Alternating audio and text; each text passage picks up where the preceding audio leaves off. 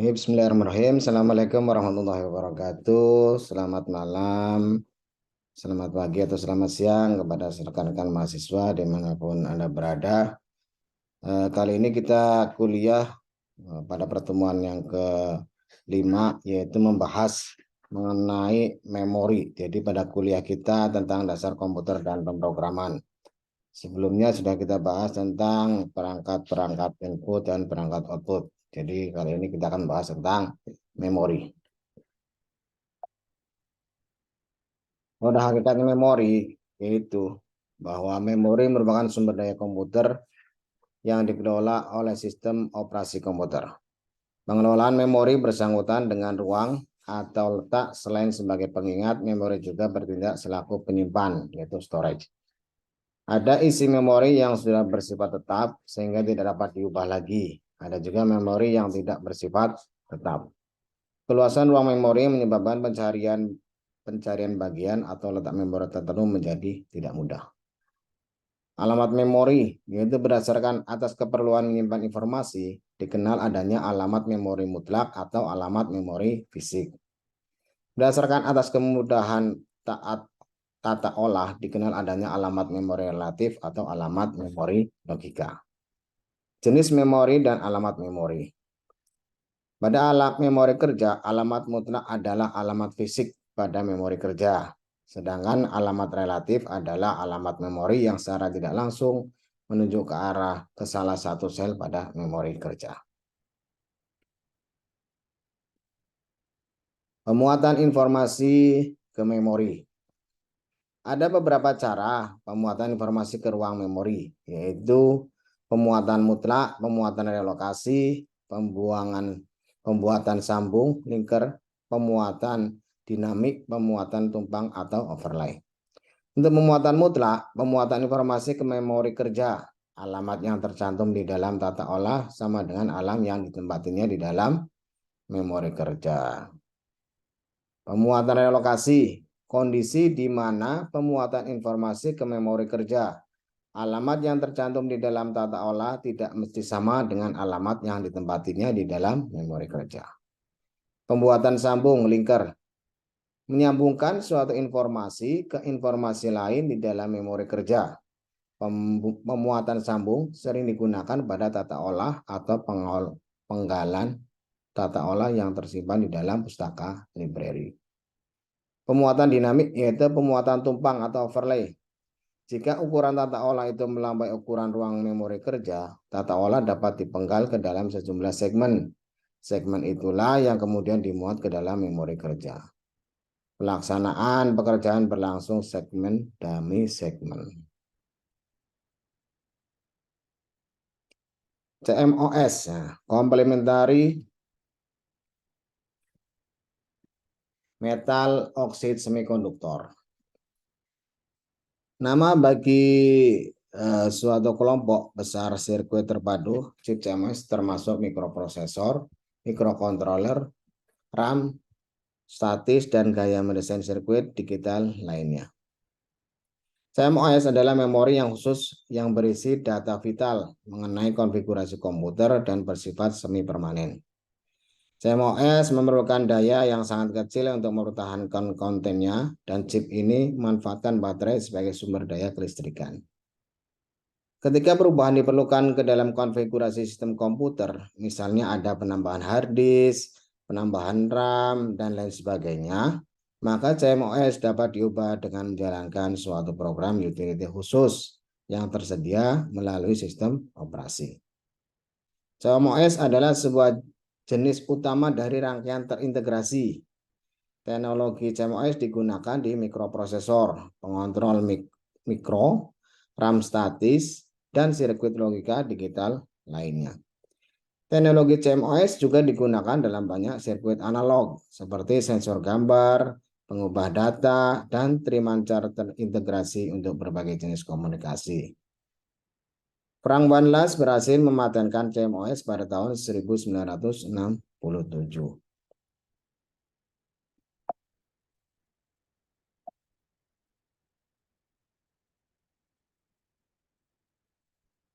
RAM. Jadi atau kepanjangannya adalah Random Access Memory. RAM ditemukan oleh Robert Dennard dan diproduksi secara besar-besaran oleh Intel pada tahun 1968. Pada awal diciptakannya, RAM membutuhkan tegangan 5 volt untuk dapat berjalan pada frekuensi 4,77 MHz. Dengan batas waktu akses memori, yaitu akses time-nya sekitar 200 nanosecond, di mana 1 nanosecond sama dengan 10 sampai 9 detik. Baca dan tulis data dari dan ke memori dapat dilakukan dengan mudah dan cepat. Dengan bersifat volatil. Kemudian perlu satu daya listrik. RAM diakses melalui alamat. Semua lokasi yang dapat dialamati dapat diakses secara acak random dan membutuhkan waktu akses yang sama tanpa tergantung pada lokasi fisiknya di dalam memori. Terdapat 2 jenis RAM, statik dan dinamik. RAM dinamik tersusun oleh sel-sel yang menyimpan data sebagai muatan listrik pada kapasitor. RAM statik menyimpan nilai-nilai biner dengan menggunakan konfigurasi gerbang logika flip-flop. Jenis-jenis RAM berdasarkan cara kerja dynamic RAM, yaitu atau disebut DRAM, yang terdiri dari Fastback Mode DRAM, FPM DRAM, Extended Data Output DRAM, EDORAM, Synchronous DRAM, SDRAM, Rambus DRAM, RDRAM, Double Data Rate SDRAM, DDR SDRAM. Dengan untuk videonya yaitu Video RAM, VRAM, Windows RAM, WRAM, Synchronous Graphic RAM, SGRAM. Untuk cara kerja berikutnya yaitu Static RAM atau SRAM. Sedangkan jenis-jenis RAM berdasarkan modul yaitu Single Inline Module Memory Module atau SIMM. Kemudian Double Inline Memory Module DIMN. Kemudian yang ketiga adalah RIMM atau Rambus. Jenis RAM berdasarkan jumlah pin yaitu terdapat ada 30 pin, 72 pin dan 168 pin. Sedangkan jenis RAM berdasarkan kecepatannya yaitu nanosecond.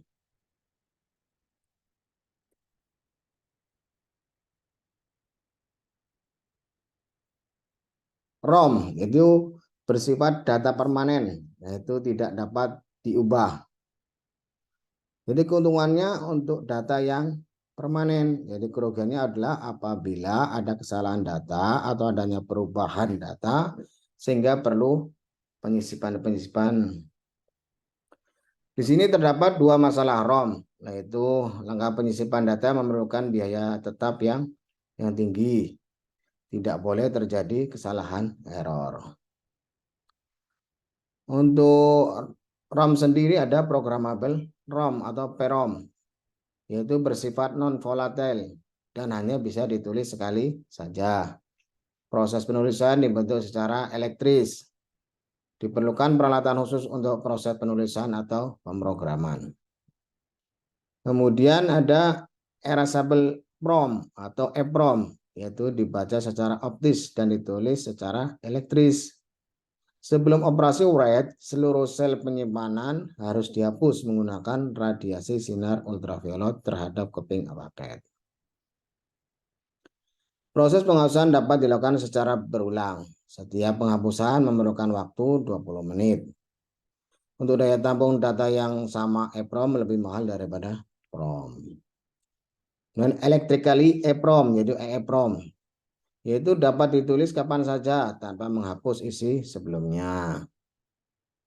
Operasi read memerlukan waktu lebih lama dibanding operasi read. Jadi menulis lebih lama daripada membacanya. Gabungan sifat kelebihan non-volatilitas dan fleksibilitas untuk update dengan menggunakan bus control, alamat, dan saluran data. EPROM lebih mahal dibanding dengan EEPROM. Electrical EPROM lebih mahal daripada EPROM, erasable PROM.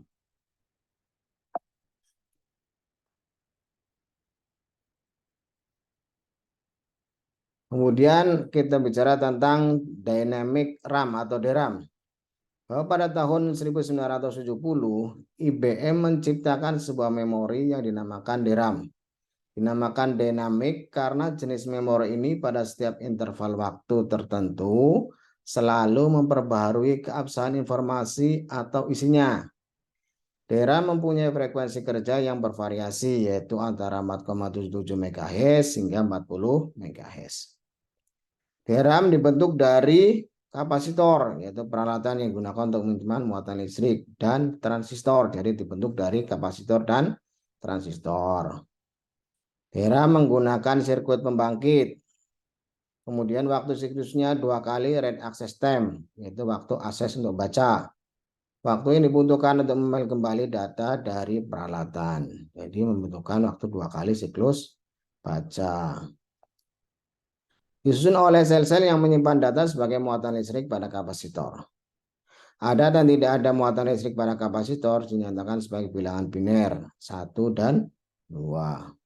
Kemudian pada DRAM yaitu perlu pengisian muatan listrik secara periodik untuk memelihara penyimpanan data. Jenis DRAM yaitu DRAM disebut memori dinamis karena harus di recharge, yaitu diperbarui muatan listriknya secara periodik karena pengaruh sifat kebocoran muatan yang dimiliki oleh kapasitor yang dipakai untuk membuat sel-sel memori dari DRAM. Kelebihan DRAM adalah lebih murah dan lebih mudah rangkaiannya, sehingga satu chip DRAM dapat memuat sel bit data jauh lebih besar dari SRAM. DRAM dapat dikategorikan menurut metode akses datanya, yaitu FEM, yaitu Fast Pack Mode, EDO, Extended Data Out, BEDO atau Burst EDO, SDRAM, Synchronous DRAM, RDRAM, Rambus DRAM, DDR, SDRAM itu Double Data Rate SDRAM. Chip DRAM dirangkai dalam modul memori, kemudian dipasang pada slot memori di motherboard. Jenis modul memori DRAM terdiri dari SIM, yaitu Single Inline Memory Module dengan jenis 30 pin, data 8 bit dan 4 bit parity opsional. Sedangkan DIMM adalah Dual Inline Memory Module dengan jenisnya yaitu 168 pin. Sekarang kita membahas tentang SDRAM. Jadi salah satu jenis DRAM yang operasinya disinkronisasikan langsung dengan sinyal clock, yaitu namanya SDRAM. SDRAM muncul di pasaran dengan ukuran 64 bit sepanjang 168 pin DIMMS. SDRAM hanya mengakses 612 nanosekund pada frekuensi kerja 66 MHz. Kemudian muncul pula pada frekuensi kerja 100 dan 133 MHz. Standar SDRAM melakukan operasi pada sisi sinyal clock tinggi. Bahwa tersedia perangkat memori serupa yang mengakses sel array dengan cara yang sama, tetapi mentransfer data pada kedua sisi clock saat kondisi tepi. Latensi perangkat ini sama dengan standar SDRAM. Tetapi karena mentransfer data pada kedua sisi clock, maka bandwidth perangkat tersebut pada dasarnya lipat 2 untuk transfer bus panjang. Perangkat tersebut dikenal dengan nama Double Data Rate SDRAM, DDR SDRAM, Double Data Rate SDRAM. Adalah versi clock ganda SDRAM yang mengganti SDRAM mulai dari 2001 hingga sekarang. Kemudian cat memori. Cat memori itu apa? Cat memori adalah memori berkapasitas terbatas, berkecepatan tinggi yang lebih mahal dibanding memori utama. Cat memori terletak di antara memori utama dan register CPU dan berfungsi agar CPU tidak langsung mengacu ke memori utama, tetapi di cat memori yang kecepatan aksesnya lebih tinggi. Metode ini akan meningkatkan kinerja sistem. Dahulu cat disimpan di luar prosesor dan dapat ditambahkan. Untuk meningkatkan kinerja, saat ini cat ditanamkan di prosesor. Bahwa kecepatan memori utama sangat rendah dibandingkan kecepatan prosesor modern. Untuk performa yang baik, prosesor tidak dapat membuang waktunya dengan menunggu untuk mengakses instruksi dan data pada memori utama. Karenanya sangat penting untuk memikirkan suatu skema yang mengurangi waktu dan mengakses informasi. Karena kecepatan memori utama dibatasi oleh batasan elektronik dan packaging, maka solusinya dicari pada sistem arsitektur yang berbeda. Solusi yang efisien adalah menggunakan memori cepat yang sebenarnya membuat memori utama tampak lebih cepat bagi prosesor daripada sebenarnya. Buffer berkecepatan tinggi yang digunakan untuk menyimpan data yang diakses pada saat itu dan data yang berdekatan dalam memori utama. Waktu akses memori cache lebih cepat, yaitu 5 sampai dengan 10 kali dibandingkan memori utama. Untuk prinsip kerja memori cache, yaitu cache berisi salinan sebagian isi memori utama. Pada saat CPU membaca sebuah word memory, dilakukan pemeriksaan untuk mengetahui apakah word berada di cache. Jika word berada di cache, maka akan dikirimkan ke CPU yang dikenal sebagai proses HITT atau hit. Jika tidak ada, maka blok memori utama yang terdiri dari sejumlah word tetap akan diletakkan di cache yang dikenal sebagai proses MIS dan selanjutnya dikirim ke CPU. DMM itu apa? DMM adalah Dual Inline Memory Module.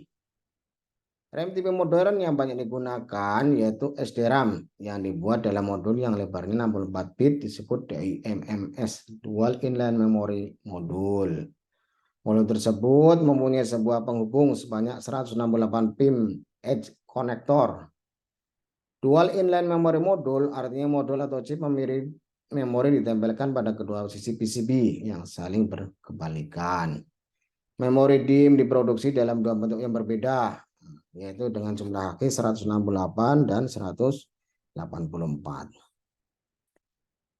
DIMM DIMM 168 pin dapat berupa fastpack, EDGO, dan SSC SDRAM dengan kapasitas mulai dari 8 MB, 16 MB, 32 MB, 68 MB, dan 128 MB. Sementara DIMM 180 bit berupa DDR dan SDRAM. Sini kita bahas tentang kategori tempat penyimpanan. Ada tempat penyimpanan magnetik maupun optik. Perintah piranti penyimpanan berfungsi menyimpan file-file dari operating system, dari sistem operasi, program aplikasi, dan data secara permanen. Prinsip kerjanya adalah prosesor mengambil program dan data yang akan dioperasikan dari piranti penyimpanan dan menyalin ke memori untuk dieksekusi. Setelah selesai dioperasikan, file disimpan kembali, disimpan ke media penyimpanan. Magnetic storage. Nah, bahwa jenis media magnetik yang umum digunakan dalam penyimpanan data adalah disket, floppy, dan hard disk. Bahwa awalnya dibuat untuk merekam sinyal analog audio, pada era modern dibuat untuk merekam data digital. Cara kerjanya yaitu bahwa bit-bit data disimpan pada piranti magnetik dengan membuat pola magnetisasi pada partikel logam yang melapisi disk penyimpan sesuai dengan aliran bit data yang masuk. Ini jenis penyimpanan magnetik yaitu hard disk. Hard disk memiliki 2 hingga 11 keping disk penyimpanan data yang terbuat dari aluminium atau gelas dan dilapisi dengan oksida besi. Susunan disk dibagi dalam beberapa daerah penyimpanan, yakni silinder, track, dan sektor seperti terlihat pada gambar di bawah. Bahwa setiap area penyimpanan diberi alamat dengan kode nomor. Kinerja hard disk terkait oleh beberapa faktor, yaitu kecepatan putaran disk, umurnya. Kecepatan disk umumnya yaitu pada 5.400, 7.200, ataupun 10.000 RPM. Dan kapasitas penyimpanan hard disk. Data pada hard disk dibaca atau ditulis dengan menggerakkan head baca atau tulis yang terdapat pada setiap sisi disk melintasi permukaan disk ke lokasi track data. Komponen penyusunan hard disk terdiri dari disk penyimpanan, papan rangkaian, head baca atau tulis, kabel dan konektor, penggerak head, motor pemutar, pengaturan setting, jumper, dan switch. Hard disk adalah jenis disk yang bersifat tetap, tidak perlu dikeluar masukkan sebagaimana disket floppy. Cara penyimpanan datanya hampir sama dengan disket floppy. Bahan hard disk yang keras dan kapasitas simpanan yang lebih besar juga membedakan dari disket floppy yang bahannya relatif elastis. Kapasitas simpan atau rekam data pada hard disk jauh lebih tinggi daripada disket floppy. Pada mulanya ukuran minimum adalah 10 MB, tapi hard disk yang dipakai sekarang punya kapasitas simpanan sangat besar dengan ukuran 3 byte sampai sekarang adalah terabyte. Selain kapasitas simpanan yang besar, hard disk juga mempunyai kecepatan atau pencarian data seek and access time yang jauh lebih tinggi daripada disket floppy. Sebagai contoh, hard disk dengan ukuran 1 GB mempunyai kecepatan akses 10 milisecond per 1000 detik. Sedangkan kapasitas simpanannya ialah dapat menyimpan sampai 512.000 halaman teks. 180 menit 3 jam lama putar digital audio, 136 menit sekitar 2 jam digital MPEG video, juga dapat menyimpan gambar sampai 35 full color JPG high res picture, dan 34.000 scan image atau sekitar 12 laci file kabinet. Untuk 1 GB magnetic hard disk. Sekarang udah ukurannya sudah 1 terabyte lagi, jadi 1 juta kali lebih banyak. Untuk floppy disk, ya floppy disk ini adalah untuk yang sekarang sudah tidak ada lagi ya, tapi floppy disk ini adalah kita sebagai pengetahuan aja. Jadi floppy disk ini merupakan penyimpan data yang paling banyak dipakai pada mikrokomputer. Jadi dulunya floppy disk dipakai memiliki notch atau tekukan atau lubang yang berfungsi untuk menjaga penulisan ke disket atau untuk melindungi data. Perlindungan data dalam disket floppy dinamai dengan write protection. Jadi disket yang dinulis dengan write protection ini tidak dapat ditulis oleh komputer, sehingga data yang ada dalam terhindar dari perubahan, terutama perubahan atas kesalahan atau ketidaksengajaan. Write protection ini sangat diperlukan untuk pengamanan data di dalam disket pada saat menjalankan disket floppy tersebut. Untuk menjalankannya, komputer harus dilengkapi dengan disk drive, yaitu penggerak disket. Dipasang pada bagian kotak komputer. Untuk ukuran penggerak disket ini sesuaikan dengan ukuran disket. Dengan demikian, disket floppy ini tidak bersifat tetap dalam komputer. Artinya disket ini memang floppy ini bisa dilepas-lepas keluar masukkan saat untuk mengoperasikannya sesuai kebutuhannya. Ya, jadi di sini itu floppy disk bagi dalam dua, yaitu floppy disk dan disk drive, jadi atau pembacanya. Data disimpan dalam disket yang sudah dibawa. Dan untuk menulis atau membacanya, disket dimasukkan dalam disk drive.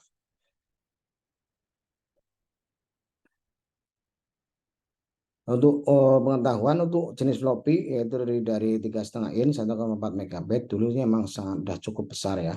Sekarang udah tidak dipakai lagi. Kemudian 3,5 inci 2,88 MB drive dengan ada yang ukurannya juga 5/4 inch atau 1,2 MB drive. Nah, kemarin sempat tenar juga terkait dengan removable disk atau flash disk.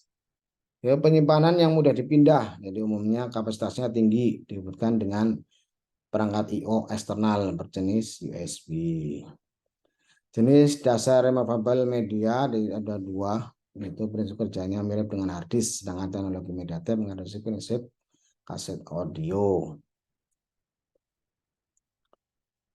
Jadi untuk disknya ini pun sekarang sudah mulai berkurang pemakaiannya karena sekarang sudah banyak menyimpan di cloud atau di drive online ya. Jadi banyak disimpan sekarang sana. Bahkan transfer data pun sekarang bisa memakai dengan media sosial. Jadi dengan media sosial kita sudah bisa mengirim data tanpa menggunakan flash disk. Keunggulan dan kelemahannya untuk penyimpanan magnetik, yaitu keunggulannya itu penyimpanan data pada media ini bersifat non-volatile, artinya data yang telah disimpan tidak akan hilang ketika komputer dimatikan. Kemudian data pada media ini dapat dibaca, dihapus, dan ditulis ulang. Kemudian media ini mudah digunakan. Kelemahannya adalah musuh utama dari magnetik seperti floppy maupun hard disk adalah jamur dan karat. Karena jamur dan karat ini, maka daya tahan atau umur media ini menjadi pendek. Jika dipakai secara kontinu atau terus-menerus sekitar 8 jam per hari, maka umur suatu disket floppy paling lama 1 tahun dan umur hard disk paling lama 3 tahun. Bentuknya bergaris-garis, track sektor, yaitu ini ada goresan-goresannya, kecepatan dan kapasitas simpannya termasuk rendah jika dibanding dengan media optik. Jadi untuk optik ya, ini cara untuk penyimpanan dengan media optik yaitu. Media optik ya pada prinsipnya adalah memanfaatkan suatu sinar laser berkekuatan tinggi untuk menuliskan data pada disk atau tab dengan membakar lubang-lubang mikroskopik yang dinamai pitch pada permukaannya. Data kemudian dibaca dengan suatu sinar laser berkekuatan rendah. Pada dasarnya terdapat 3 tipe optical storage, yaitu pre-recorded, readable, dan rewritable.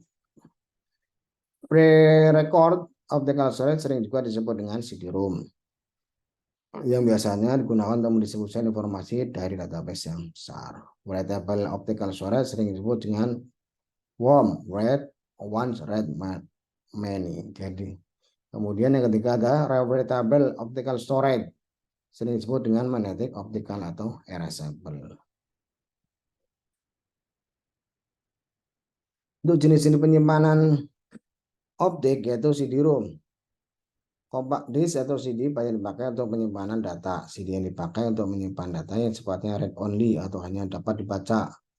Kita nama dengan CD-ROM. Jadi pada umumnya produk-produk CD-ROM merupakan suatu pangkalan data, database, yang pengoperasiannya memerlukan paling sedikit seperangkat personal komputer dengan hard disk, CD drive, dan printer bila diperlukan. Data yang disimpan pada CD-ROM dapat berupa teks, grafik, gambar, dan sebagainya. CD-ROM sesuai dengan penyimpanan informasi yang sifatnya statis seperti arsip, kamus, ensiklopedia, dan lain sebagainya sebagai penyimpanan data.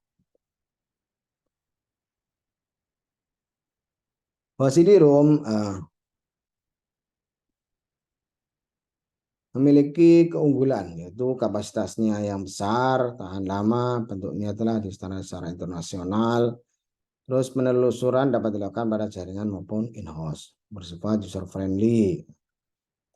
CD-ROM juga sekarang sudah mulai ditinggalkan ya, karena sudah banyak transfer data, sudah tidak melalui CD-ROM lagi. Dengan transfer data, kita akan transfer data. Kapasitas memori, kapasitas register memori lokal dinyatakan dalam bit. Kapasitas memori internal biasanya dalam byte. Jadi 1 byte itu terdiri dari berapa? 8 bit atau word. Panjang word umumnya adalah 8, 16, dan 32 bit. Kapasitas memori eksternal biasanya dalam byte.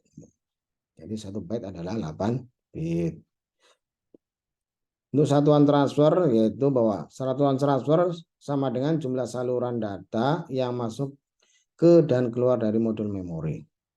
Bagi memori internal, yaitu memori utama, satuan transfer merupakan jumlah bit yang dibaca atau yang dituliskan ke dalam memori pada suatu saat. Bagi memori eksternal, data ditransfer dalam jumlah yang lebih besar dari word, dalam hal ini sebagai blok. Untuk konsep satuan transfer, bahwa word merupakan satuan alam organisasi memori. Ukuran word biasanya sama dengan jumlah bit yang digunakan untuk merepresentasi bilangan dan panjang instruksi. Sekarang hubungannya apa? Harga dan kapasitas dan batas waktu akses. Bahwa semakin kecil waktu akses, semakin besar harga per bitnya. Semakin besar kapasitas, semakin kecil harga per bitnya. Semakin besar kapasitas, semakin besar waktu aksesnya. Oke, sekarang kita ke tugas kelompok ya. Jadi untuk tugas kelompok kali ini pada pertemuan kelima akan nanti dikumpulkan, jadi akan dipresentasikan pada pertemuan ke-6 dan ke-7. Ini tugasnya adalah deskripsikan ya, mulai dari sejarah, versi, dan manfaat serta cara kerja atau cara penggunaannya. Yaitu yang pertama yaitu komputer dan bagian-bagian pada sistem komputer. Jadi silakan deskripsikan komputer itu seperti apa, kemudian bagian-bagian dalam sistem komputer itu apa saja.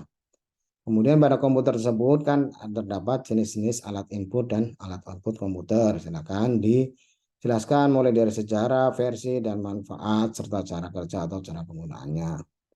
RAM dan ROM juga dijelaskan secara luas. Kemudian yang keempat tentang hard disk dan SSD. Jadi presentasi ini dilaksanakan pada minggu ke-6 dan ke-7. Nanti presentasinya dilaksanakan pada tiap kelompok. Jadi demikianlah untuk kuliah kita pada materi yang kelima. Semoga dapat dipahami oleh rekan-rekan mahasiswa semua. Atas perhatiannya, saya ucapkan terima kasih. Demikian, Assalamualaikum warahmatullahi wabarakatuh. Selamat malam, selamat siang, dan selamat pagi.